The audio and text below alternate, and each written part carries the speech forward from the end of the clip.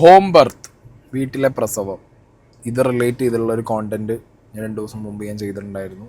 എൻ്റെ മലപ്പുറത്ത് തന്നെ സംഭവിച്ച ഒരു ഇൻസിഡൻ്റൊക്കെ ആയിരുന്നു ഞാൻ അതിൽ പറഞ്ഞിട്ടുണ്ടായിരുന്നത്. ഞാൻ അപ്പം തന്നെ പറയുന്നുണ്ട്, മലപ്പുറം ബേസ്ഡ് ആയിട്ട് മുസ്ലിം കമ്മ്യൂണിറ്റിയെ ബേസ് ചെയ്ത് ഫോക്കസ് ചെയ്തുകൊണ്ട് കുറച്ച് ആളുകൾ വാട്സാപ്പ് ഗ്രൂപ്പും പരിപാടികളൊക്കെ തുറന്നിട്ട് അക്യൂപങ്ക്ചറിസ്റ്റുകളാണ് ഇത് കൂടുതൽ പ്രൊമോട്ട് ചെയ്യുന്നതെന്നുള്ളൊരു കാര്യം കൂടി ഇതിൻ്റെ കൂട്ടത്തിൽ ചേർത്ത് പറയാനുണ്ട്. വീട്ടിലെ പ്രസവം ഭയങ്കരമായിട്ട് പ്രൊമോട്ട് ചെയ്തുകൊണ്ടിരിക്കുന്നുണ്ട്. ഓക്കെ, അപ്പോൾ അതിൻ്റെ കുറച്ച് കാര്യങ്ങളൊക്കെ ഞാൻ കഴിഞ്ഞൊരു വീഡിയോയിൽ കൃത്യമായി വെച്ചിട്ടുണ്ടായിരുന്നു.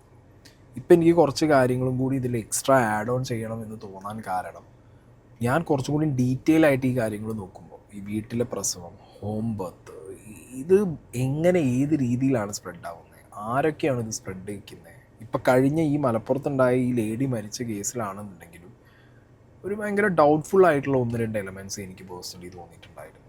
ഓക്കെ, അപ്പോൾ ആ കാര്യങ്ങളൊക്കെ വെച്ചിട്ടാണ് ഈ ഒരു കോണ്ടൻറ്റ് ചെയ്യുന്നത്. അപ്പോൾ എന്താണെങ്കിലും ഈ ഹസ്ബൻഡ്, ഈ മലപ്പുറത്ത് ആ ലേഡി മരിച്ച വിഷയത്തിൽ സിറാജുദ്ദീൻ എന്ന പേരുള്ള ആ ലേഡിയുടെ ഹസ്ബൻഡിനെ എന്താണെങ്കിലും പോലീസ് 1-ാം പ്രതി ആയിട്ടുണ്ട്, അറസ്റ്റ് രേഖപ്പെടുത്തി എന്നാണ് അറിയാൻ കഴിഞ്ഞത്. ഓക്കെ, ഇനി നമുക്ക് ഈ വിഷയം അവിടെ നിൽക്കട്ടെ. ഈ വിഷയത്തിൻ്റെ ഉള്ളിലുള്ള സംശയങ്ങളിലേക്ക് പോകുന്നതിന് മുമ്പ്, ഞാൻ കേരളത്തിൽ ഇതിനു മുമ്പ് ഇതേപോലെ similar incident home birth related ആയിട്ട്, അത് അക്യൂപങ്ക്ചർ റിലേറ്റഡ് ആയിട്ട് എങ്ങനെ ഒരു ഇൻസിഡൻറ്റ് ഉണ്ടായിട്ടുണ്ടോ, ഇതിനു മുമ്പ് സംഭവിച്ചിട്ടുണ്ടോ എന്നൊക്കെ നോക്കുന്ന സമയത്ത് തിരുവനന്തപുരത്ത് ഒരു കേസ് രജിസ്റ്റർ ചെയ്തിട്ടുണ്ട്. ആ കേസിൽ 36 വയസ്സുള്ള ഒരു സ്ത്രീ വീട്ടിലെ പ്രസവം കാരണം മരിച്ചിട്ടുണ്ട്. ഓക്കെ, അക്യൂപങ്ക്ചർ കൂടുതൽ ഡിപ്പെൻഡ് ചെയ്തിട്ട് അവർ ഹോസ്പിറ്റലിൽ പോവാതെ വീട്ടിൽ തന്നെ പ്രസവം എടുത്തിട്ട് ആ ലേഡി മരിച്ചു. ഇങ്ങനൊരു ന്യൂസ് റിപ്പോർട്ട് ചെയ്തിട്ടുണ്ട്. വീട്ടിൽ തന്നെ പ്രസവമെടുക്കാനുള്ള നടപടി, അതാണ് 2 പേരുടെ മരണത്തിനിടയാക്കിയത്. അമ്മയും കുഞ്ഞും മരിക്കുന്ന ഏറ്റവും ദുഃഖകരമായ ഒരു സാഹചര്യം. ഇവിടെ ആശുപത്രിയിലേക്ക് കൊണ്ടുപോകാൻ, അതായത് ഗർഭിണിയായ സമയം മുതൽ തന്നെ ആശുപത്രിയിലേക്ക് കൊണ്ടുപോകാനോ ചികിത്സ ഉറപ്പാക്കാനോ ഭർത്താവ് നയാസ് തയ്യാറായിരുന്നില്ല എന്ന ഏറ്റവും ഗുരുതരമായ പ്രശ്നമാണ് ഇപ്പോൾ ഉള്ളത്. നയാസ് നിയമം പോലീസിന്റെ കസ്റ്റഡിയിലുണ്ട്. നമ്മൾ ഈ കാണുന്ന ദൃശ്യം, അതാണ് അവർ വാടകയ്ക്ക് താമസിച്ചിരുന്ന വീട്. നിയമം കാരക്കാമണ്ഡപത്തിലാണ്. ഇവർ 8 മാസമായി വാടകയ്ക്ക് താമസിക്കുന്നത്. നയാസിന്റെ 2-ാം വിവാഹം, ഇതിൽ 2 കുഞ്ഞുങ്ങളുണ്ട്. 3-ാമത്തെ കുഞ്ഞാണ് ഇപ്പോൾ ഈ പ്രസവത്തോടുകൂടി മരിച്ചിരിക്കുന്നത്. അക്യുപഞ്ചർ ചികിത്സ നൽകി പ്രസവം വീട്ടിൽ തന്നെ നടത്താനുള്ള നയാസിന്റെ തീരുമാനം. ഇവിടെ ആരോഗ്യ പ്രവർത്തകർ ആദ്യം തന്നെ ഈ വിഷയത്തിൽ ഇടപെട്ടിരുന്നു. ഈ യുവതിയെ ചികിത്സയ്ക്ക് കൊണ്ടുപോകുന്നില്ല, ഡോക്ടർമാരെ കാണിക്കുന്നില്ല എന്ന കാര്യം മനസ്സിലാക്കിയതിനെ തുടർന്നാണ് ഇവിടുത്തെ ആരോഗ്യ പ്രവർത്തകർ ഈ വിഷയത്തിൽ ഇടപെട്ടത്. 1 വർഷം മുമ്പാണ് ഈ ഒരു പെർട്ടിക്കുലർ കേസ് നമ്മൾ കണ്ടതും. അന്ന് ഇതിനെ തുടർന്നിട്ട് അക്യൂപങ്ക്ചറും പ്രഗ്നൻസിയും തമ്മിൽ എന്ത് ബന്ധം, അല്ലെങ്കിൽ അക്യൂപങ്ക്ചർ പ്രാക്ടീസ് ചെയ്യുന്ന ഒരു വ്യക്തി അവർക്ക് പ്രഗ്നൻസി എടുക്കാൻ പറ്റുമോ എന്നുള്ള കാര്യമൊക്കെ ഇങ്ങനെ കുറേ കാര്യങ്ങൾ അന്ന് ന്യൂസ് ചാനൽസ് ഡിസ്കസ് ചെയ്തിട്ടുണ്ടായിരുന്നു. എന്താണെങ്കിലും ഈ പെർട്ടിക്കുലർ വിഷയത്തിൽ ഈ ലേഡിയുടെ ഹസ്ബൻഡിനെതിരെ അന്ന് കേസും കാര്യങ്ങളൊക്കെ എടുത്തിട്ടുണ്ടായിരുന്നു. ഞാൻ വീണ്ടും പറയുന്നു, ഇപ്പോൾ മലപ്പുറത്ത് നടന്ന ഇൻസിഡൻറ്റിൻ്റെ അകത്ത്, ഓക്കെ, ഈ ഹസ്ബൻഡിനെ സഹായിക്കാൻ വേണ്ടി അന്നേ ദിവസം ആ നാട്ടുകാരല്ലാത്ത, ചട്ടിപ്പറമ്പ് നിവാസികളല്ലാത്ത കുറേ പേരുണ്ടായിരുന്നു. അതാരൊക്കെ എന്നുള്ളത് പോലീസ് കൃത്യമായിട്ട് അന്വേഷിക്കണം. എന്നാൽ വളരെ എവിഡൻ്റ് ആയിട്ട് നിങ്ങൾക്കൊരു കാര്യം മനസ്സിലാക്കാൻ പറ്റും, ഇതേപോലെ വാട്സാപ്പ് ഗ്രൂപ്പുകളായിട്ടും കൂട്ടായ്മകളായിട്ടും പ്രവർത്തിക്കുന്ന അക്യൂപങ്ക്ചർ വഴി വീട്ടിലെ സുഖമായ പ്രസവം എന്നുള്ള സ്കീം പ്രൊമോട്ട് ചെയ്യുന്ന സ്ത്രീകളും പുരുഷന്മാരും അടക്കം സൊസൈറ്റിയിൽ വളരെ എഡ്യൂക്കേറ്റഡ് ആയിട്ട് ഭയങ്കര അപ്പർ ക്ലാസ് ലിവിങ് മെത്തേഡ്സിൽ പോകുന്ന വളരെ ഹൈ പ്രൊഫൈൽഡ് ആയിട്ടുള്ള ആളുകൾ അടക്കമുള്ളവരെ നിങ്ങൾക്ക് ട്രാക്ക് ഡൗൺ ചെയ്യാൻ പറ്റും. ഓക്കെ, അതിന് പോലീസ് എത്രത്തോളം അത് ഡെഡിക്കേറ്റഡ് ആയിട്ട് ചെയ്യുമെന്ന് എനിക്കറിയില്ല. മലപ്പുറത്ത് ഈ ലേഡി മരിച്ച ഇൻസിഡൻറ്റ് ഉണ്ടായ ദിവസം അവരുടെ അയൽവാസി കണ്ടൊരു ഒരു വിഷ്വലുണ്ട്, അത് അയാൾ നറേറ്റ് ചെയ്യുന്നുണ്ട്. ആരൊക്കെയാലും വല്ലാതെ ഇല്ല, അയാളെ എപ്പോഴും നോക്കിയാലും മറ്റേ ഈ കോത്തുണ്ടല്ലോ, എന്താണ് ഈ ജപിക്കേണ്ട സാധനം, അത് വെച്ച് ഇങ്ങനെ അങ്ങോട്ടും ഇങ്ങോട്ടും പോകുമ്പോൾ ഒക്കെ അത് വെച്ച് മറ്റേ ഇതിപ്പോൾ മൂലേരാണ്, അപ്പം അതായിട്ട് പോകലുള്ളൂ. പിന്നെ ഒരാളൊരു പോക്ക് പോകുമ്പോൾ ഒന്ന് ചിരിക്കും, അത്രയേ ഉള്ളൂ. പിന്നെ ഓലായിട്ട് ആൾക്കാരായിട്ട് ഇവിടെ ഒരാളായിട്ടും ടച്ചില്ല. ഇത്ര ഏരിയയിലെ ആൾക്കാരുണ്ടല്ലോ, ഒരാളായിട്ടും എവിടെയും ടച്ചില്ല. ഒരു മൂലേരാണ്, ആ ഒരു ലുക്ക് ഉണ്ടാവും, എപ്പോഴും വെള്ളം ഇട്ടിട്ട് നല്ല അടിപൊളി ഡീസൻ്റ് ആളായാലും ഇങ്ങനെ വരും, അത്ര നല്ലാതെ ഇങ്ങനെ കാണുമ്പോൾ ഒരു ചിരിക്കും, അത്രയേ ഉള്ളൂ. ഇവരെ ഒരു സ്ത്രീ അവിടെ പ്രസവം എടുക്കാൻ വന്നിരുന്നു. സ്ത്രീ വന്നിരുന്നോ അറിയില്ല. ഞാൻ രാവിലെ ജോലിക്ക് പോകുമ്പോൾ ഒരു സ്ത്രീ ഒരു ഓട്ടോറിക്ഷയിൽ കയറി പോകണം കണ്ടു. പക്ഷെ ഓട്ടോറിക്ഷ ഞങ്ങളുടെ ചുറ്റുവട്ടത്തുള്ളത് അല്ലാത്ത കൊണ്ട് ഞാൻ ഒന്നിങ്ങനെ നോക്കിയപ്പോൾ ഒരു സ്ത്രീ അതിലുണ്ടായിരുന്നു. രാവിലെ ഒരു 6 മണി 6:15 അല്ലാതെ അവിടെ ഒരു സ്ത്രീ വന്നതും പോയത് ഞങ്ങൾ അറിയും.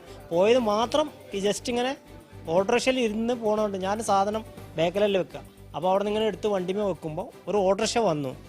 ഓട്ടോറിക്ഷയിൽ അപ്പം തന്നെ ആ സ്ത്രീ കയറി അപ്പം തന്നെ പോകും. അയൽവാസി പറയുന്നത് ഒരു സ്ത്രീ ഓട്ടോറിക്ഷയിൽ വന്നത് കണ്ടിട്ടില്ല, പോകുന്നത് കണ്ടു. ഒരു സ്ത്രീയാണ് കണ്ടതെന്ന് കൃത്യമായിട്ട് അവർ പറയുന്നുണ്ട്. ഇനി ഞാൻ ഈ മരിച്ച ലേഡിയുടെ ബന്ധു, ഓക്കെ, അവർ പറയുന്നത് നിങ്ങൾ കേൾക്ക്. ഇതിപ്പോൾ മൊത്തം 5ാമത്തെ പ്രസവമാണ്. ആദ്യത്തെ 2 ആശുപത്രിയിൽ, ഇപ്പോഴത്തെ 3 വീട്ടിൽ. യസ്മയായിട്ട് ഫോണിൽ സംസാരിക്കായിരുന്നോ നിങ്ങൾ? ഫോണിൽ മെസ്സേജ് അയക്കലുണ്ട്, വിളിക്കൽ കുറവാണ്. എന്താ പറഞ്ഞോണ്ടിരുന്നു? അപ്പോൾ ആശുപത്രി അക്യുപഞ്ചർ പഠിച്ചേ പിന്നെ ആശുപത്രി പോകാൻ ഒട്ടും കൂട്ടാക്കണുണ്ടായിരുന്നില്ല. അപ്പം ഞങ്ങളിങ്ങനെ പറയുമായിരുന്നു കോംപ്ലിക്കേറ്റഡ് ഒക്കെ ആയി കഴിഞ്ഞാലോ എന്നൊക്കെ ഇങ്ങനെ പറയുമായിരുന്നു. അപ്പോൾ അവസാന നിമിഷം ഇപ്പോൾ നമ്മുടെ കയ്യിൽ നിൽക്കില്ല എന്ന് പറഞ്ഞു കഴിയുമ്പോൾ നമ്മൾ എന്തായാലും ആശുപത്രിയിൽ പോകുമല്ലോ. സിറാജിനും അറിയാം, കുറച്ചൊക്കെ അറിയാം അക്യുപഞ്ചറിന്റെ. അസ്മ പഠിച്ചിട്ടുണ്ട്, അതിന് സർട്ടിഫിക്കറ്റ് ഒക്കെ ഉള്ളതാണ് അസ്മാക്ക്. ഈ മുമ്പ് വീട്ടിലെ പ്രസവത്തിൽ വേറെ ആരോഗ്യ പ്രശ്നങ്ങൾ അങ്ങനെ ഉണ്ടായിട്ടില്ല? അതൊന്നും ഉണ്ടായിട്ട് കേട്ടിട്ടില്ല, കുഴപ്പങ്ങളൊന്നും ഇല്ലായിരുന്നു. അപ്പോഴും നമ്മൾ പറയും ഇങ്ങനെ ഏജ് കൂടിയാണല്ലോ തന്നെ, അപ്പം എന്തെങ്കിലും പ്രശ്നങ്ങളൊക്കെ ആയാലോ എന്നൊക്കെ ഞങ്ങളിങ്ങനെ പറയലുണ്ടായിരുന്നു. അപ്പം ആ ഒരു അക്യുപഞ്ചർ പഠിച്ചതിൻ്റെ ആ ഒരു ധൈര്യമൊക്കെ ഉണ്ടായിരുന്നു പുള്ളിക്കാർക്ക്. പിന്നെ അവസാന നിമിഷം ഇങ്ങനെ കയ്യിൽ നിന്ന് പോയപ്പോൾ അത് തീർച്ചയായിട്ടും ആശുപത്രി കൊണ്ടുപോകണ്ടായിരുന്നു. മരണം അറിഞ്ഞാണ് ഞങ്ങൾ വന്നത്, അല്ലാതെ വേറെ കൂടുതൽ കാര്യങ്ങളൊന്നും നമുക്കറിയില്ലല്ലോ. ഞാനിപ്പോൾ കേട്ടറിവെന്ന് വെച്ചിട്ടുണ്ടെങ്കിൽ പ്രസവം കഴിഞ്ഞു വിളിച്ച് പറയാണ് ഇങ്ങനെ അസ്മ പ്രസവിച്ചു, ആൺകുട്ടിയാണെന്ന് പറഞ്ഞു. അത് കഴിഞ്ഞ് പുള്ളി പറയാണ് അസ്മ മരണപ്പെട്ടു എന്നും പറയാണ്. ഇത് കേട്ടറിവാണ്, എപ്പോഴാണെന്നുള്ളത് കൃത്യമായിട്ട് സമയം അറിയില്ല. മരിച്ച അസ്മ എന്ന് പറഞ്ഞ ലേഡിയുടെ റിലേറ്റീവ് വളരെ കൃത്യമായിട്ട് പറയുന്നുണ്ട്, മരിച്ച അസ്മ അക്യൂപങ്ചർ പഠിച്ച് സർട്ടിഫൈഡ് ആയിട്ടുള്ള അക്യൂപങ്ചറിസ്റ്റ് ആണ്. ഓക്കെ, ഹസ്ബൻഡിനും കുറച്ചറിയാം. ഈ മരിച്ച ലേഡിയെ ഈ വ്യക്തി നിർബന്ധിപ്പിച്ച് ഹോസ്പിറ്റലിൽ കൊണ്ടുപോയില്ല എന്ന് പറയുമ്പോൾ നമ്മൾ അതിന് കൂട്ടത്തിൽ വായിക്കേണ്ട ഒരു കാര്യം എന്താണെന്ന് വെച്ച് കഴിഞ്ഞാൽ, ഇവരും മരിച്ച ലേഡിയും അക്യൂപങ്ചർ പഠിച്ചത് കൊണ്ട് അവർക്കും ഹോസ്പിറ്റലിൽ പോകാൻ താല്പര്യമുണ്ടായിരിക്കില്ല. നമ്മൾ ഇതിന് മുമ്പ് കണ്ടിട്ടുണ്ടായിരുന്നു, ജനിച്ച കുട്ടിക്ക് സർട്ടിഫിക്കറ്റ് തന്നില്ല എന്ന് പറഞ്ഞ് വന്നിട്ടുണ്ടായിരുന്ന ആ ഒരു കപ്പിളിൽ അവർ 2 പേരും അക്യൂപങ്ചർ പ്രാക്ടീസ് ചെയ്യുന്ന ആളുകളാണ്. അവർക്ക് 2 പേർക്കും മരുന്നിനോടോ അല്ലെങ്കിൽ മോഡേൺ മെഡിസിനോടോ താല്പര്യമില്ല, വാക്സിനോട് താല്പര്യമില്ല എന്നൊക്കെ പറഞ്ഞ് അവരും ക്ലെയിം ചെയ്യുന്നുണ്ടായിരുന്നു. സോ അക്യൂപങ്ചർ വഴി പ്രസവം സുഖകരമായിട്ട് ചെയ്യാൻ പറ്റും, പ്രസവം പെയിൻലെസ് ആവും. അക്യൂപങ്ചർ പഠിച്ചു കഴിഞ്ഞാൽ നിങ്ങൾക്ക് ഇപ്പോൾ ഈ അക്യൂപങ്ചർ മെത്തേഡ് നിങ്ങൾ പ്രാക്ടീസ് ചെയ്ത് കഴിഞ്ഞാൽ നിങ്ങൾക്ക് മോഡേൺ മെഡിസിൻ ഇല്ലാത്തൊരവസ്ഥയിൽ നിങ്ങൾക്ക് മുന്നോട്ട് പോവാം. മതപരമായിട്ട് നോക്കുമ്പോൾ അക്യൂപങ്ചർ ആണ് better, modern medicine is not good എന്നുള്ള രീതിയിലുള്ള ഒരു വളരെ മോശമായിട്ടുള്ള ഒരു ഫേക്കായിട്ടുള്ള ഒരു സ്യൂഡോ സാധനം ഇവിടെ അവരെന്ത് ചെയ്യുന്നുണ്ട്, പ്രചരിപ്പിക്കുന്നുണ്ട്. ഓക്കെ, അതിൽ ഞാൻ പറഞ്ഞുതരാം. ഈ ഒരു വിഷയത്തിൽ ഈ മരിച്ച ലേഡി അക്യൂപങ്ചർ പ്രാക്ടീസ് ചെയ്ത് അതിൽ സർട്ടിഫൈഡ് ആയിട്ടുള്ള ഒരു വ്യക്തിയാണ് എന്നുള്ളത് ഇവർ പറഞ്ഞപ്പോൾ കൃത്യമായിട്ട് മനസ്സിലായി. നേരത്തെ സംസാരിച്ച അയൽവാസിയായിട്ടുള്ള ചേട്ടൻ പറഞ്ഞപ്പോൾ വീട്ടിനകത്ത് നിന്നൊരു ലേഡി ഓട്ടോറിക്ഷയിൽ നിന്ന് കയറി പോകുന്നത് കണ്ടു എന്നും പറഞ്ഞു.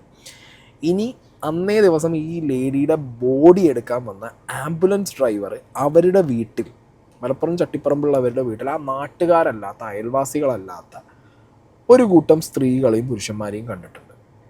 ഓക്കെ, അപ്പോൾ ആ വീട്ടിൽ അന്ന് സംഭവിച്ചത് ഇങ്ങനെയായിരിക്കണം. ഇവരുടെ ഡെലിവറി ടൈമായി, ഇവർക്ക് പെയിൻ വന്ന സമയത്ത് അക്യൂപങ്ചർ പ്രാക്ടീസ് ചെയ്യുന്ന ഈ ലേഡി അവർ ഹോസ്പിറ്റലിൽ പോകാൻ സമ്മതിച്ച് കാണില്ല, അവർക്ക് താല്പര്യം ഉണ്ടാവില്ല, ഹസ്ബൻഡും താല്പര്യമില്ല, സമ്മതിച്ച് കാണില്ല. ഇവരെ ഹെൽപ്പ് ചെയ്യാൻ ഇവരുടെ ഗ്രൂപ്പ്, ഞാൻ കഴിഞ്ഞ ദിവസം അമ്മമാർക്കും കുട്ടികൾക്കും ഒക്കെ അക്യൂപങ്ചർ പഠിച്ച് പുറത്തിറങ്ങുന്ന അമ്മമാരും കുട്ടികളും വീട്ടിൽ പ്രസവം നടത്തിയിട്ടുള്ള അമ്മമാർക്കും കുട്ടികൾക്കും സർട്ടിഫിക്കറ്റ് കൊടുക്കുന്ന ഒരു ക്ലിപ്പൊക്കെ ഞാൻ വെച്ചിട്ടുണ്ടായിരുന്നു. അതേപോലുള്ള ഗ്രൂപ്പുകളിൽ നിന്ന് ഇവരെ സഹായിക്കാൻ, പ്രസവം എടുത്ത് സഹായിക്കാൻ വേണ്ടിയിട്ട് സ്ത്രീകളും പുരുഷന്മാരും വന്നു കാണും. ഓക്കെ, ആ വന്നവരിൽ നിന്ന് ആരെങ്കിലും ആയിരിക്കണം ഓട്ടോറിക്ഷ വിളിച്ച് പോയിട്ടുണ്ടാവും. ഇങ്ങനെ ഒരു ഇൻസിഡൻറ്റ്, മരണം സംഭവിച്ചു, ഇനി പോയി എന്ന് പറഞ്ഞാൽ അവർ പോയിട്ടുണ്ടാവും. അല്ലാത്തവർ അവിടെ നിന്ന സമയത്ത് മരണം സംഭവിച്ചതാണല്ലോ, പാനിക്കാവാം. മനസ്സിലായോ? പാനിക്കാവുമ്പോൾ ഇപ്പോൾ ഒരു കുട്ടി മരിച്ചാൽ മേ ബി എന്ത് ചെയ്യാം, ഇവരുടെ ഒരു പാറ്റേൺ നിങ്ങൾ ശ്രദ്ധിക്കണം. ഇവർ പുറം ലോകത്തേക്ക് ഇറങ്ങില്ല, ഇവർ ഗർഭിണിയാണ് എന്നുള്ളത് ആളുകളെ അറിയിക്കില്ല. ഇതിപ്പോൾ ഈ ഉമ്മ മരിച്ചതുകൊണ്ട് എന്തായി, അത് പുറം ലോകത്തെ അറിയിച്ചേ പറ്റൂ. കുട്ടിയാണ് മരിച്ചതെന്നുണ്ടെങ്കിൽ ഇവർ പുറം ലോകത്തിനെ പോലും അറിയില്ല. അങ്ങനെ എത്ര ഈ അക്യൂപങ്ചർ വെച്ച് ഒരു ഗർഭമെടുക്കാം എന്ന് പറഞ്ഞ് അത് പ്രാക്ടീസ് ചെയ്ത് അതിലൂടെ ഗർഭമെടുത്ത് വീട്ടിലെ പ്രസവം പ്രോത്സാഹിപ്പിക്കുന്നവരുടെ കണക്കുകൾ നിങ്ങൾ എടുത്തു നോക്കിയാൽ ചിലപ്പോൾ ഞെട്ടും. എത്രയോ കുട്ടികൾ മരണപ്പെട്ട് കാണും. കുട്ടികളായതുകൊണ്ടും ഇവരുടെ ഗർഭം പുറത്ത് അറിയാത്തത് കൊണ്ടും അതിന് കണക്ക് ഇവർക്ക് വെക്കാൻ, അവർക്ക് പുറത്ത് കാണിക്കേണ്ട ആവശ്യമില്ല, ആർക്കും ചോദിക്കേണ്ടി അറിയേണ്ട കാര്യം അവിടെ വരുന്നില്ലല്ലോ. നേരെ മറിച്ചൊരു സ്ത്രീ മരിച്ചതുകൊണ്ട് ഇന്നിപ്പോൾ ഈ വിഷയം പുറം ലോകത്തിൽ വന്നു. സ്ത്രീ മരിച്ചതുകൊണ്ട് അതൊരു വിഷയവുമായി. മനസ്സിലായോ? കുട്ടിയാണെന്നുണ്ടെങ്കിൽ ഇതൊരു വിഷയം ഉണ്ടാവില്ല. അപ്പോൾ ഇവിടെ ഈ ആംബുലൻസ് ഡ്രൈവർ കൃത്യമായിട്ട് അന്ന് വീട്ടിൽ സംഭവിച്ച കുറച്ച് കാര്യങ്ങൾ പറയുന്നുണ്ട്. നമുക്ക് ഏകദേശം 2 മണി 2:15 ടൈമിലാണ് കോള് വന്നത്. അപ്പം നമ്മളോട് പറഞ്ഞത് ഇങ്ങനെ ഒരു ബോഡി എറണാകുളത്തേക്ക് കൊണ്ടുപോകാണ്ടെന്ന് പറഞ്ഞു. അപ്പോൾ നമ്മൾ ചോദിച്ചു എന്ത് പറ്റിയതാണെന്ന് ചോദിച്ചു. അപ്പോൾ ഒരു പ്രായം ചെന്ന ഒരു സ്ത്രീയാണ്, ശ്വാസം മുട്ടി മരിച്ചതാണെന്ന് പറഞ്ഞു. നമ്മളവിടെ ഏകദേശം ഒരു 3 മണി 3:15 ടൈമിൽ ചെന്നു. നമ്മൾ ചെന്ന ടൈമിൽ തുണിയിൽ പൊതിഞ്ഞ് പായലും പൊതിഞ്ഞിട്ട് കട്ടിലിന് ബോഡി കിടക്കുന്നതായിരുന്നു. നമ്മളെ ബോഡി നേരെ എപ്പോഴും ചെയ്യുന്ന പോലെ നമ്മൾ നേരെ സെക്ഷനിലേക്ക് കയറ്റി വണ്ടി കയറ്റി നമ്മൾ നേരെ എറണാകുളം കൊണ്ടുപോവുകയായിരുന്നു ചെയ്തത്.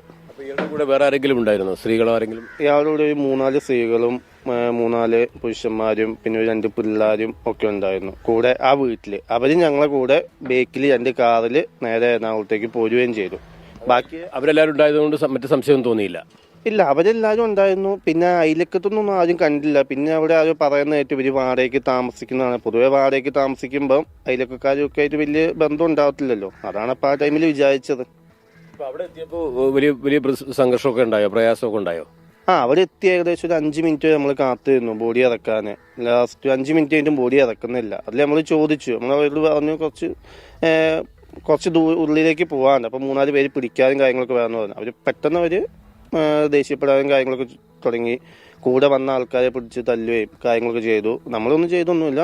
അത് കഴിഞ്ഞിട്ടാണ് നമ്മൾ ഈ കാര്യങ്ങളൊക്കെ അറിയുന്നത്. അപ്പം അന്നേ ദിവസം ആ വീട്ടിൽ ഭയങ്കരമായിട്ടുള്ള ഇഷ്യൂസ് സംഭവിച്ചിട്ടുണ്ട്. ഈ ഹസ്ബൻഡ് ചിലപ്പോൾ ഭാര്യ മരിച്ച ആ ഒരു ഇതിൽ അക്യൂപങ്ക്ചർ വഴി സുഖപ്രസവം എന്നൊക്കെ പറഞ്ഞ് ഇവരെ വന്ന് പറഞ്ഞ ടീംസിനെ പിടിച്ചടിച്ചു കാണും.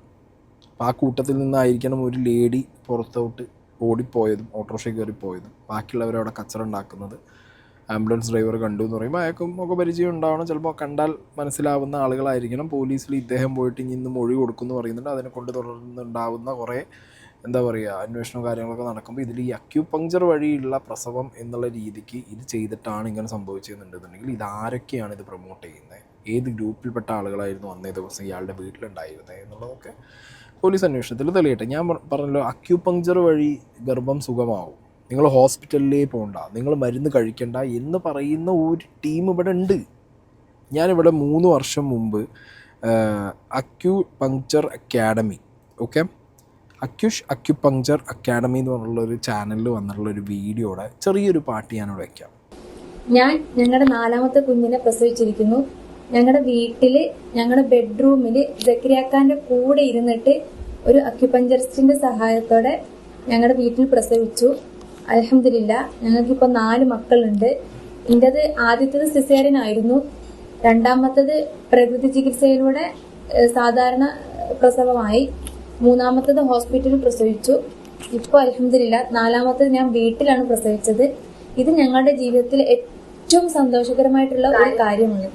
ഇതുപോലുള്ള ഒരുപാട് വീഡിയോസ് നിങ്ങൾക്ക് അക്യൂപങ്ക്ചർ പ്രോസസ്സിനെ പ്രഗ്നൻസി റിലേറ്റഡ് ആയിട്ടുള്ള ഈ ഒരു തൊഴുത്തിൽ കൊണ്ടുപോയി കെട്ടി ഗ്ലോറിഫൈ ചെയ്യുന്ന ഇഷ്ടം പോലെ വീഡിയോസ് നിങ്ങൾക്ക് സെർച്ച് ചെയ്താൽ കാണാൻ പറ്റും. ഞാൻ കൂട്ടത്തിലിപ്പോൾ കിട്ടിയ അത്യാവശ്യം വ്യൂവർഷിപ്പുള്ളൊരു വീഡിയോ എടുത്ത് വെച്ചിട്ടുള്ളതാണ്. ഫൈൻ.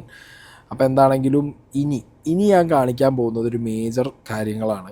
ഇവിടുത്തെ മതം മാത്രം ബിസിനസ്സാക്കി നടക്കുന്ന കുറേ ടീംസ് ഉണ്ട്. അവരും ഈ പറഞ്ഞ വീട്ടിലെ പ്രസവത്തിനെ പ്രൊമോട്ട് ചെയ്യുന്ന രീതികളും അവർ പറയുന്ന എക്സാമ്പിളുകളും നിങ്ങളൊന്ന് കേട്ട് നോക്കണം. ഞാൻ വീണ്ടും പറയുന്നു, കഴിഞ്ഞ വീഡിയോ പറഞ്ഞ പോലെ തന്നെ മുസ്ലിം മതത്തിനെ അങ്ങോട്ട് വിമർശിക്കാനും അടച്ചാക്ഷേപിക്കാനും വേണ്ടിയല്ല. മുസ്ലിം ആണെങ്കിലും ഹിന്ദു ആണെങ്കിലും ക്രിസ്ത്യൻ ആണെങ്കിലും ആ മതത്തിൽപ്പെട്ടവർ തീരെ അന്തമിട്ട പരിപാടിയും കാര്യങ്ങളും വിളിച്ചു പറയുമ്പോൾ അത് മതത്തിലേക്ക് കൊണ്ടുപോയി കെട്ടിയിട്ടും അല്ലെങ്കിൽ മതത്തിലുള്ള എല്ലാവരുടെയും തൊഴുത്ത് കൊണ്ടുപോയി കെട്ടിയിട്ടും കാര്യമില്ല.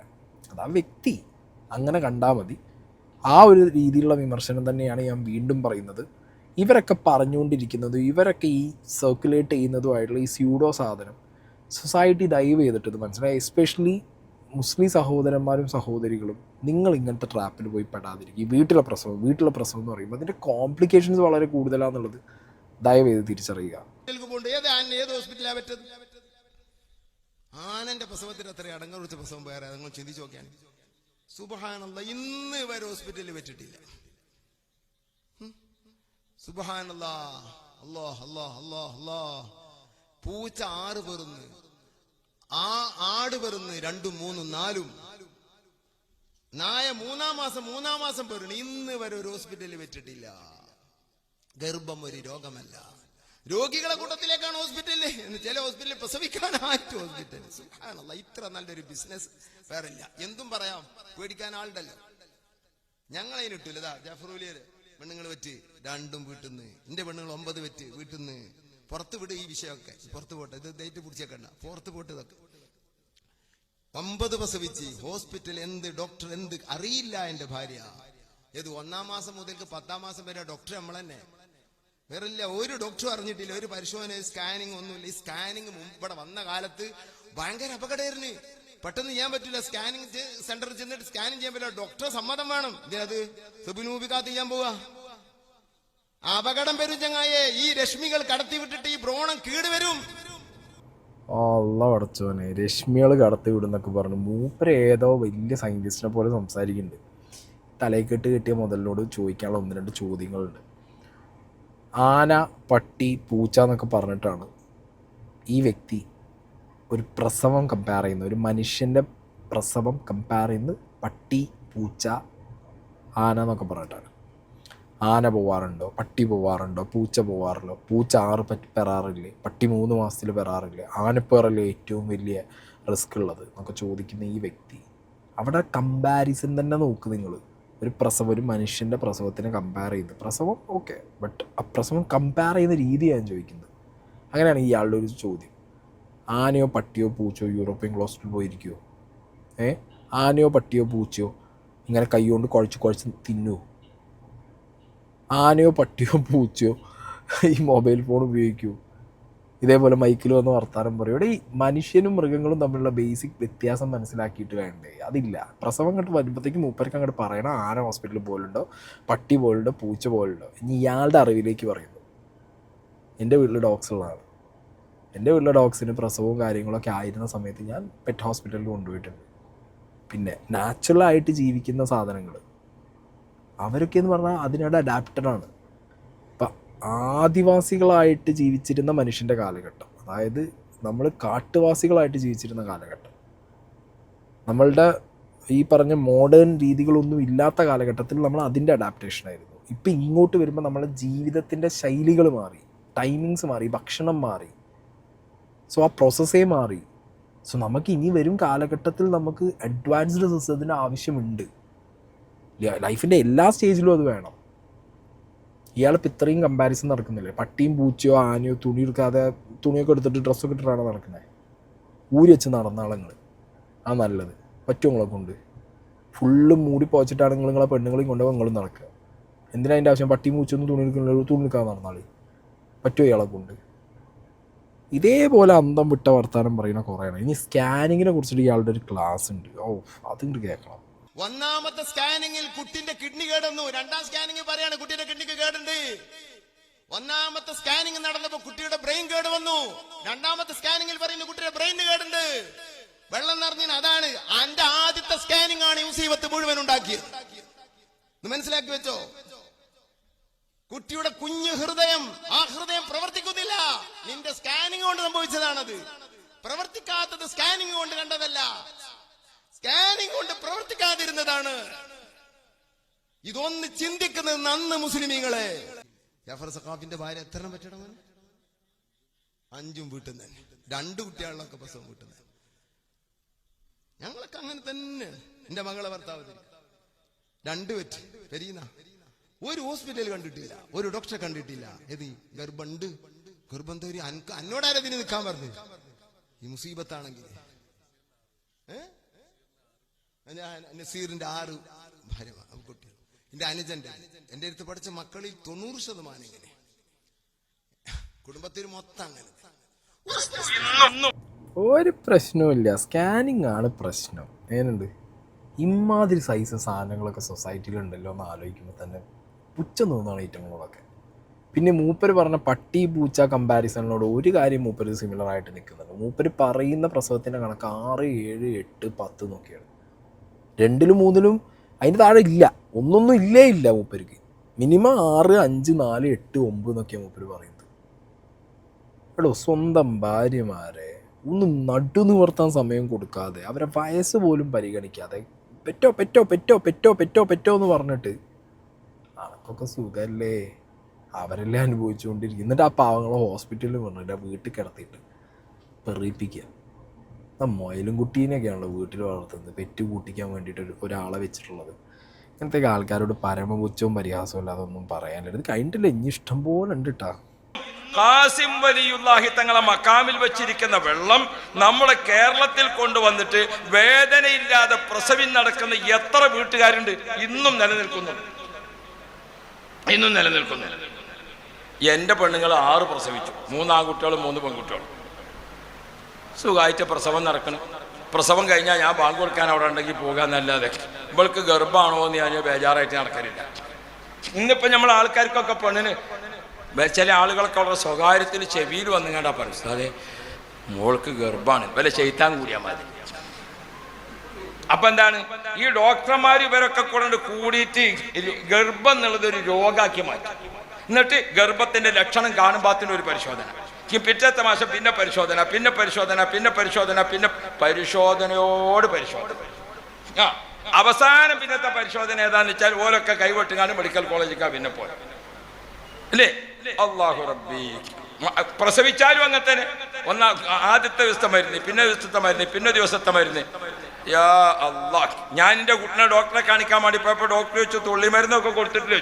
ഇതൊന്നും തുള്ളിയൊന്നും അല്ല, ക്ലാസ്സിൽ തന്നെയാണ് കൊടുക്കലാണ് പറഞ്ഞത്. അതെത്താ തുള്ളി, അവനാൻ്റെ കുട്ടികളല്ലേ ഇങ്ങനെ കണക്കാക്കി കൊടുക്കാൻ ഞാൻ കൊടുക്കലാണ്. അല്ലാഹു റബ്ബി. അപ്പോൾ ഡോക്ടർക്ക് കഥ മനസ്സിലായി. മൂപ്പര് ഇന്നെ ഇരുത്തിങ്ങാണ്ട് കുറെ വേളൊക്കെ പറഞ്ഞ് ഞാൻ അങ്ങോട്ടും പറഞ്ഞു. ഏതായാലും നല്ല കാലത്തിന് മൂപ്പരെ കുട്ടിനി എൻ്റെ കുട്ടിനി ഒരു സ്കൂളിൽ തന്നെ ചേർത്തത്. 5ാം ക്ലാസ്സിൽ കുട്ടികൾ പഠിക്കണ സമയത്ത് ഗ്രൗണ്ടിൽ ഓട്ട മത്സരം ഉണ്ടായി. ആ ഓട്ട മത്സരത്തിൽ ഓടിയിട്ട് എൻ്റെ കുട്ടി ഫസ്റ്റായി. തുള്ളി മരുന്നൊക്കെ ഉണ്ട് ബാക്കിൽ അങ്ങനെ വരുന്നത്. അപ്പം ഞാൻ ഡോക്ടർക്ക് കാണിച്ചു കൊടുത്തു, ആ വരുന്നത് തുള്ളി മരുന്ന്. അപ്പം ഞാൻ പറഞ്ഞത് തുള്ളി മരുന്ന് കഴിക്കണ്ടെന്നല്ല, പിന്നെന്താണ് ഇവിടെ മഹാന്മാരുടെ ചില സംഗതികളുണ്ട്, അത് നമ്മൾ അവഗണിക്കാൻ വേണ്ടി പറ്റൂല. മഹാന്മാരുടെ സംഗതികൾ അവഗണിക്കണം എന്ന് പറയുന്നില്ല. മഹാന്മാർ തന്നെ പറഞ്ഞിട്ടുണ്ട് കാലത്തിനനുസരിച്ചുള്ള മാറ്റങ്ങളും മനുഷ്യന് വരണം എന്നുള്ളത്, മതങ്ങളിൽ വരണം എന്നുള്ളത്. ഇതെന്താ പറയുക, സ്വന്തം അന്ധവിശ്വാസമാണെന്ന് അറിഞ്ഞിട്ടും അത് ബിസിനസ്സായിട്ട് ബാക്കിയുള്ളവരിൽ എത്തിച്ചാലേ എൻ്റെ വയറൊന്നും അറിയൂ എന്നുള്ള രീതിക്കുള്ളവന്മാരുടെ ഇങ്ങനത്തെ തുള്ളി മരുന്ന് കഥകൾ. ഇത് നിങ്ങൾ വെറും കോമഡി ആയിട്ട് മാത്രം എടുക്കുക, മനസ്സിലായോ? ഒരു കോമഡി പ്രോഗ്രാം കാണുന്ന മാതിരി എന്താക്കും മുമ്പര് പറയുന്നത് ചിരിച്ചാണ് കളയുക. അതൊന്നും പറയാനില്ല ഇതിനൊന്നും. അല്ലാതെ എന്ത് പറയാൻ? ഈ പറഞ്ഞ വ്യക്തികളൊക്കെ കൊറോണ വന്നപ്പോൾ എവിടെയായിരുന്നു? എൻ്റെ ചോദ്യം എത്രയേ ഉള്ളൂ. കൊറോണ വന്നപ്പോൾ ഇവരെ എവിടെയായിരുന്നു? എല്ലാം വീടും അടച്ച് മാസ്ക് ഇട്ടിട്ട് ഇങ്ങനെ പേടിച്ചിരിക്കുകയായിരുന്നു പടച്ചോനെ വിളിച്ചിട്ട്. വല്ല വെള്ളമോ വല്ല മന്ത്രമോ വല്ല ഊത്തോ ഏതെങ്കിലും ഒരു സാധനം ഇവിടെ കറക്റ്റ് ഫലിച്ചിട്ടുണ്ടോ? അപ്പം പേടിച്ച് ഓടിയ ടീംസാണ് ഇതൊക്കെ. അത്രമാത്രം നിങ്ങൾ കണ്ടാൽ മതി, മനസ്സിലായോ? അപ്പം പിന്നെ ഇങ്ങനത്തെ ടീംസിനെ കേൾക്കുമ്പോഴും കാണുമ്പോഴേ അടുത്തത് ദീർഘായുസ്വാപ്യത്തും കൊടുക്കട്ടെ. ഉസ്താദ് പറഞ്ഞു തന്ന ഒരു പരിപാടിയുണ്ട്. ഞാൻ പറഞ്ഞു ഒരു വെറ്റില വാങ്ങുക, ആ വെറ്റില നന്നായിട്ട് കഴുകി തുറക്കുക, ആ വെറ്റിലയുടെ മേലെ ഈർക്കിലി എടുത്തിട്ട് ബിസ്മി ഒറ്റ അക്ഷരത്തിൽ എഴുതുക. ഇദസ്സമാഉൻ ശഖത്ത് എന്ന സൂറത്തിന്റെ തുടക്കം എഴുതുക, വാൽഖത്ത് മാ ഫീഹാ വരെ എഴുതുക. എഴുതി കഴിഞ്ഞാൽ വെറ്റില മേലെ പിന്നെയും സ്ഥലം ബാക്കി ഉണ്ടാവും. ബാക്കിയുള്ള സ്ഥലത്ത് മുഴുവനും വാൽഖത്ത് മാ ഫീഹാ, വാൽഖത്ത് മാ ഫീഹാ, വാൽഖത്ത് മാ ഫീഹാ എന്നിങ്ങനെ എഴുതി നിറക്കുക. എന്നിട്ട് ആ വെറ്റില ആ പ്രസവ വേദന കിട്ടുന്ന സ്ത്രീക്ക് കൊടുക്കുക. അവളത് ചവച്ചിട്ട് അതിന്റെ പിണ്ടി തുപ്പിക്കളി ആ നീരിറക്കുക. അങ്ങനെ ചെയ്തോളൂ ഇൻഷാ അല്ലാഹ്. അല്ലാഹു തആല വിഷമമൊന്നുമില്ലാതെ വെറ്റില കൊടുക്കുന്നതിന് മുമ്പ് തന്നെ പ്രസവിപ്പിച്ചാൽ വളരെ സന്തോഷം. പ്രസവിച്ചിട്ട് വിളിക്കുക അറിയാം. കുറച്ച് കഴിയുമ്പോൾ എൻ്റെ കൂടെയുള്ള ഇസ്ഹാഖ് സഖാഫിയെ വിളിച്ചിട്ട് പറഞ്ഞു, വെറ്റില തിന്നലും പ്രസവിക്കലും, വെറ്റിലയുടെ നീരിയത്തിലും പ്രസവിക്കലും ഖുർആനിന്റെ ബർക്കത്താ. വെറ്റില പ്രസവം. കാണുന്ന പ്രേക്ഷകരോട് ഞാൻ അതൊക്കെ വെക്കാനും കാണിക്കാനും കാര്യം എന്താണെന്ന് വെച്ച് കഴിഞ്ഞാൽ വെറ്റില പ്രസവവും തുള്ളിമരുന്ന് പ്രസവവും പിന്നെ എല്ലാ അക്യൂപങ്ക്ചർ പ്രാക്ടീസ് ചെയ്യുന്നവരല്ലേ പറയുന്നത് അക്യൂപങ്ക്ചർ വഴി ഇതേപോലെ പ്രസവം എടുക്കാം, സുഖമായിട്ട് പ്രസവിക്കാം, ഹോസ്പിറ്റലിൽ പോകേണ്ട ആവശ്യമില്ല, മരുന്ന് കഴിക്കേണ്ട ആവശ്യമില്ല എന്നൊക്കെ പറഞ്ഞിട്ട് തെറ്റിദ്ധാരണ പരത്തുന്ന രീതിയിലുള്ള ഗ്രൂപ്പുകളും കാര്യങ്ങളൊക്കെ ആയിട്ട് ആളുകളുടെ ഇടയിലേക്ക്, മുസ്ലിം സഹോദരന്മാരുടെയും സഹോദരിമാരുടെയും ഇടയിലേക്ക് ഇറങ്ങുന്ന സ്യൂഡോ ടീംസിനോടാണ് പറയാനുള്ളത്, നിങ്ങൾ ഈ ചെയ്യുന്നതും സൊസൈറ്റിയെ വെല്ലുവിളിക്കുന്ന പരിപാടി. സൊസൈറ്റിയിൽ ഒരു സിസ്റ്റമുണ്ട്, അതിനെ വെല്ലുവിളിക്കുന്ന പരിപാടിയാണ് നിങ്ങൾ ചെയ്യുന്നത്. പിന്നെ ഒരു മതത്തിൽ വിശ്വസിക്കുന്നവരെ ആ മതം പറഞ്ഞ് തന്നെ പറ്റിക്കുന്ന പരിപാടിയാണ് നിങ്ങൾ ചെയ്യുന്നത്.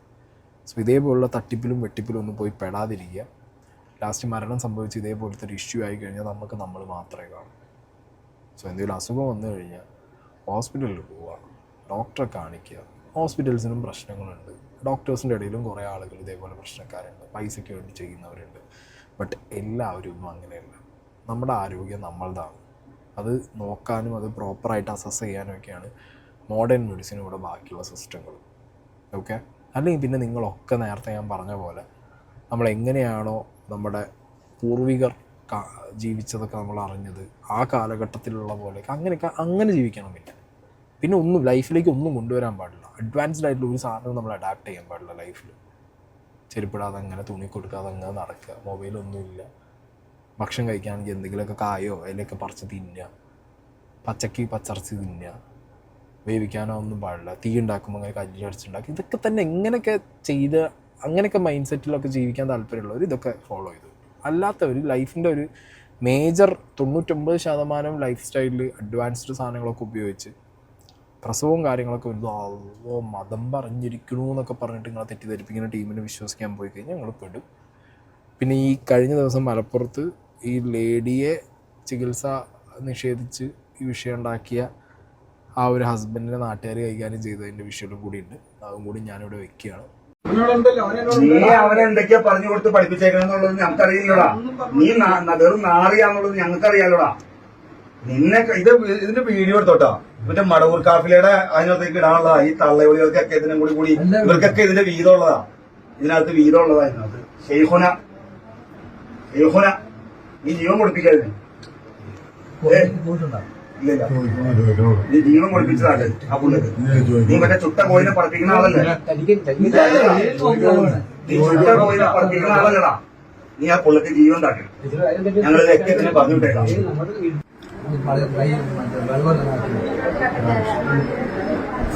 ലാസ്റ്റ് ഗോൾ നോക്കി കഴിഞ്ഞാൽ അറിയാൻ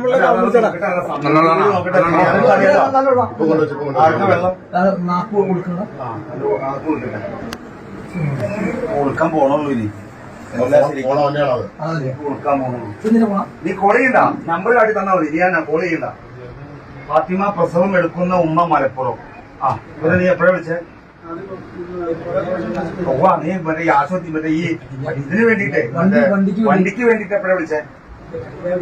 അല്ലടാ, വണ്ടിക്ക് വേണ്ടിയപ്പോ ഉമ്മ അവിടെ ഇല്ലേ? പ്രസവം എടുത്തേക്കല്ലേ? പ്രസവമൊക്കെ എടുത്ത് ഇവിടെ കഞ്ഞി കുടിച്ച് നോർമലായി അവര് പോയി. അവര് പോയതിനു ശേഷമാണ് ശ്വാസം മുട്ട് വന്നത്. ശ്വാസം മുട്ട് വന്നപ്പോൾ പെട്ടെന്ന് ഞാൻ അവരെ വിളിച്ചു. ഉമ്മ അവർക്ക് ശ്വാസം മുട്ട് വരണമെന്ന് പറഞ്ഞു. പിന്നെ നോക്കിയപ്പോൾ അടുത്ത് ഞാൻ കിടക്കട്ടെ നോക്കി കിടന്നു. പിന്നെ കുഴപ്പമൊന്നുമില്ല. അപ്പൊ ഞാൻ വിചാരിച്ച് അവരെടുത്ത് പറഞ്ഞു പ്രസവം എടുത്തതിന്റെ ക്ഷീണം ഉണ്ടാകും. മുമ്പത്തെ പ്രസവത്തിന് അങ്ങനെ. നീ എത്ര മണിക്കാ മറ്റേ തള്ളനെ വിളിച്ചേ? കുറെ മണിക്ക് സമയം അല്ലടാ, എന്റെ തള്ള വന്നോ? പറയുന്നേ കേക്ക്. കിടന്നു. ഞാൻ വിളിച്ച ഞാൻ കിടക്കട്ടെ, എനിക്ക് കുഴപ്പമൊന്നുമില്ല എന്ന് പറഞ്ഞു. അവൾ കിടന്ന ശേഷം പിന്നെ അവർക്ക് അണങ്ങുന്നില്ല. അപ്പോഴാണ് ഞാൻ അപ്പോൾ അണങ്ങളിലാന്ന് വന്നപ്പോ ശ്വാസം മുട്ട് വന്നപ്പോഴാണ് ഞാൻ വിളിച്ചത്. പ്രസവം എടുക്കുന്ന അവരുടെ വണ്ടി അതിന് വിളിച്ചായിട്ട് വണ്ടി ഉണ്ട്. അവരുടെ വണ്ടി ഉണ്ട്. അവരുടെ വണ്ടിയായിട്ട് വരാൻ വേണ്ടിയാ വിളിച്ചത്. വണ്ടി വന്നോ? എല്ലാം ഒറ്റ ടൈമിൽ തന്നെ നടന്നത് പോലും. നീ വിളിക്കലും കഴിഞ്ഞ് അപ്പൊ തന്നെ ഇവള് വേണ്ടാന്നും പറഞ്ഞ് അവള് കിടക്കുകയും ചെയ്ത് എല്ലാം ഒറ്റ ടൈമിൽ. മോനോട്ടുണ്ടല്ലോ ചോദിച്ചു നോക്ക്. നീ മോനെ ചോദിക്കണതല്ല ഞങ്ങൾക്ക് അറിയേണ്ടത്, നിന്റെ അടുത്തുനിന്ന് അറിയേണ്ടത്. നീ അവനെ എന്തൊക്കെയാ പറഞ്ഞു കൊടുത്ത് പഠിപ്പിച്ചേക്കണെന്നുള്ളത് ഞങ്ങൾക്കറിയില്ലടാ. നീ വെറും നാറിയാന്നുള്ളത് ഞങ്ങൾക്കറിയാലോടാ. നിന്നെ ഇതിന്റെ വീഡിയോ എടുത്തോട്ടാ. മറ്റേ മടവൂർ കാഫിലയുടെ അതിനകത്തേക്ക് ഇടാനുള്ള ഈ തള്ളവിളികൾക്കൊക്കെ ഇതിനും കൂടി ഇവർക്കൊക്കെ ഇതിന്റെ വീതമുള്ളതാ. ഇതിനകത്ത് വീതമുള്ളതാ. ഇതിനകത്ത് ഷെയ്ഖുന നീ ജീവൻ കൊടുപ്പിക്കാതിന്. ഇല്ല, നീ ജീവൻ കൊടുപ്പിച്ചതാണ് ആ പുള്ളിക്ക്. നീ മറ്റേ ചുട്ട കോയിനെ പറപ്പിക്കുന്ന ആളല്ലേ? നീ ചുട്ട കോയിനെ പറപ്പിക്കുന്ന ആളല്ലടാ. നീ ആ പുള്ളിക്ക് ജീവൻ താക്കി. ഞങ്ങളിത് എക്കത്തിന് പറഞ്ഞു വിട്ടേക്കാം. നീ കഴിഞ്ഞ ദിവസം ഏതോ ഒരാളെ വിളിച്ചിട്ട് തെന്നണ വോയിസ് ഇവിടെ പുറത്ത് നാട്ടുകാർ മൊത്തം കേട്ടായിരുന്നു. ഇല്ലേ? ആദ്യമായിട്ട് വിളിച്ച് സംസാരിക്കുന്ന ഒരാളുടെ അടുത്ത് നീ തെന്നണ. എന്താണെങ്കിലും നമ്മുടെ ജീവിതം നമ്മളതാണ്. ബാക്കിയുള്ളവർ പറയുന്ന മണ്ടത്തരങ്ങൾക്കനുസരിച്ച് തുള്ളാതിരിക്കുക.